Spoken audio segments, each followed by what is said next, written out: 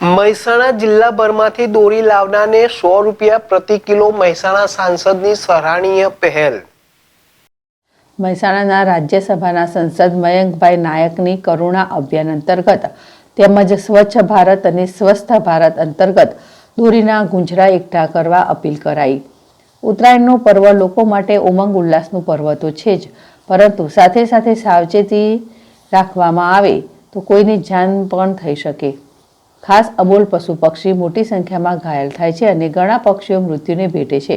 ત્યારે મહેસાણાના હંમેશા લોકસેવા માટે તત્પર રાજ્યસભાના સાંસદ મયંકભાઈ નાયકે હજારો ટુ વ્હીલરને સેફ્ટી ગાર્ડ લગાડી ચાલકોની જિંદગી બચાવી છે।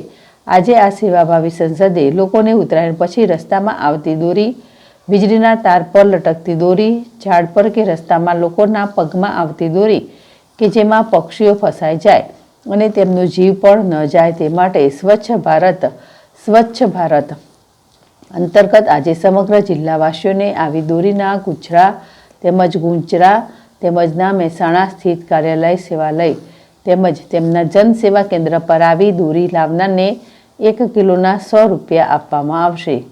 આ એકઠી થયેલ દોરીનો નિકાલ મહેસાણા મહાનગરપાલિકા દ્વારા કરવામાં આવશે એમ જણાવ્યું હતું। ભાવસાર ZSTV મહેસાણા।